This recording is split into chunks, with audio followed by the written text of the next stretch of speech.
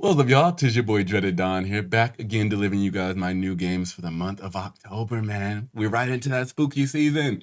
Honestly, sometimes I really just expect to see the scarier games coming out in the month of October just because it's that time of the season. But sometimes it's nice to see that we don't got all the spooky games coming out around this time. But just like the rest of the year, man, we got a solid selection of games coming to us this month. So let's go ahead and dive on in. Starting the month off strong, man, we got Ghost of Yotei. It's good to know that the review copies have already been living up to the expectations, right? From what we've been hearing, still the beautiful open world, amazing soundtrack, awesome combat system that we got. I'm interested in the story that we got because the Ghost of Tsushima story was absolutely incredible. So if they're gonna be telling us another story with Atsu and the Yotei 6, main question I got is what the hell did your family do to have the Yotei 6 hunt down, man? They was you know they was in some dirty work. You know they was in some dirty work. Oh, you know, that's all I gotta say. You know they was in some dirty work. Point being is they got a whole new clue system that they're gonna implement into the game. Using this clue system, you're gonna be able to hunt down the Yotei 6, and it's gonna take you down different paths, which is gonna add to some replayability. I like that. I like that. On top of that, is they're kind of flipping up the combat system. They're gonna open it up and allow you to have about 5 different types of weapons, if I'm correct. Dual blades, odachi, the spear, and sarigami. If I'm correct, the regular katana. But hey, if you know me, you know me. I'm taking the spear through the entire game. If you're with me, you with me. I just love the fact that they're able to open up the game, give us a whole new story in the same beautiful world that we played Ghost of Tsushima in, with the same amazing soundtrack, same incredible combat system that's fluid.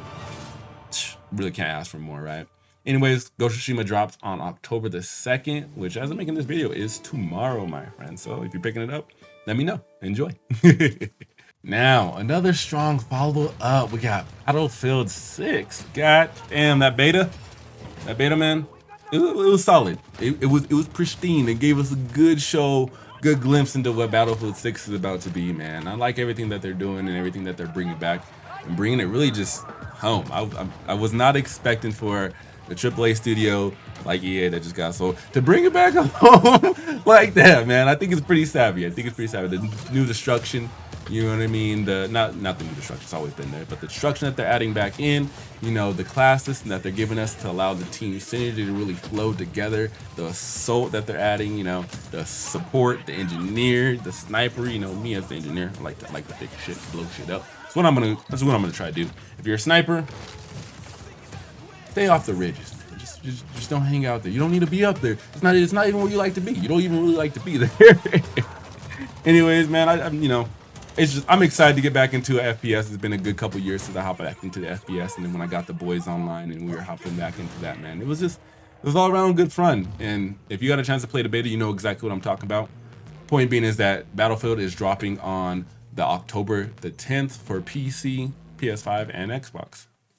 Now, also releasing on that same day is Little Nightmares 3. I never played the first or the second one, but this third one is going to be solely developed by Supermassive Games. The first two were developed by Tarsher Studios as well, which isn't bad, but honestly doesn't look like Supermassive is skipping any kind of beat. Like, it looks like they're falling right in line with where they left off on Little Nightmares 1 and 2, and with Little Nightmares 3, I'm enjoying the way it's looking. You know, it has that eerie, you know, that tense feeling that like you're always being watched or someone's always looking over your shoulder, and it's one of the reasons I never wanted to get into it, you know what I mean? But I will say I recently watched Coraline with my wife, and seeing that they added 2 protagonists, Low and Alone, one with the bow, one with the wrench. I think I'm gonna have to put her, me and her might have to go through this journey together through the land of nowhere and see what's really going on. If you don't have a partner to play through Little Nightmares 3 with, you can also go through the game with an NPC companion, which is pretty cool.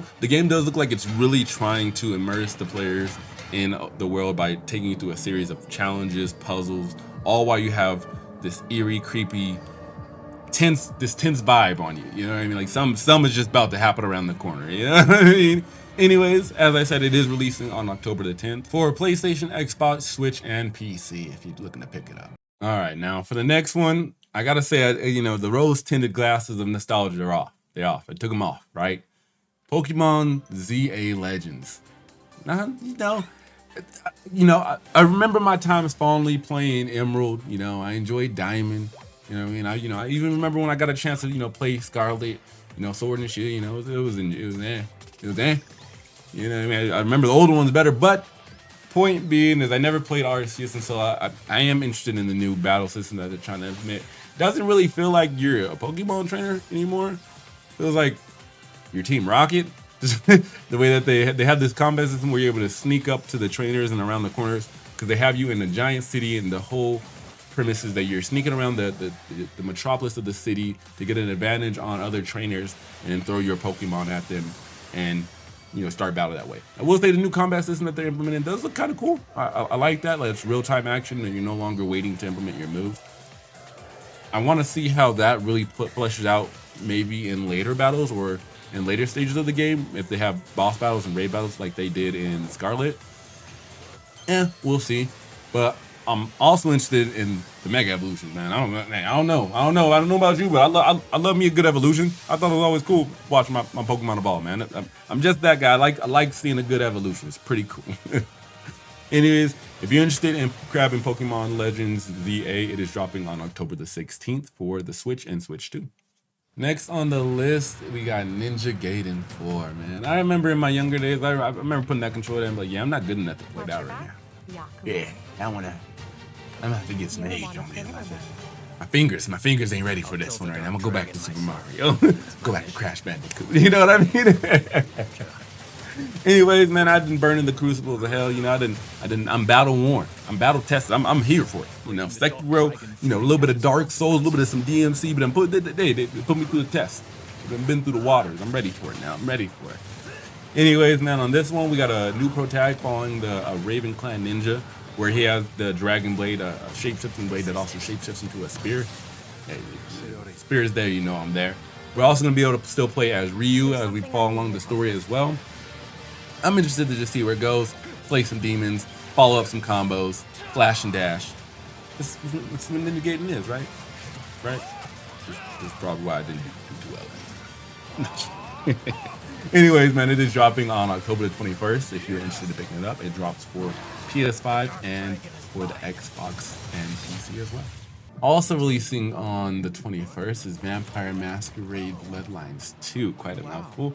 But, man, this game has had quite the development cycle, I'll tell you that much. It's, hired the team, fired the team, and then said that the game wasn't a complete sequel, then started locking stuff behind the paywall. They had a whole bunch of stuff. Anyway, outside of the development of the game, the gameplay and the world that they're building looks incredible, man. It looks like it'd be really fun to kind of hang out in, see what story they're presenting to you, especially since you're starting the world as an ancient vampire, like one of the oldest, and you'll have several different clans to join up, and then you'll take your powers from the clans that you had joined up with. I think that's really cool, and seeing how they're playing that into, which is why, don't want to lock behind a paywall. Nonetheless, I would like to see them have the same depth and same flavor that the original game had, even though they didn't go through that same development cycle. But if they have just even a tad bit of the depth in it and they continue to flesh the game out, super savvy. Let's just hope that they don't lock everything behind monetization like they usually do. Anyways, game is releasing on the 21st for PC, Xbox, and PS5. Now, I gotta be honest, Dispatch, the next one on the list.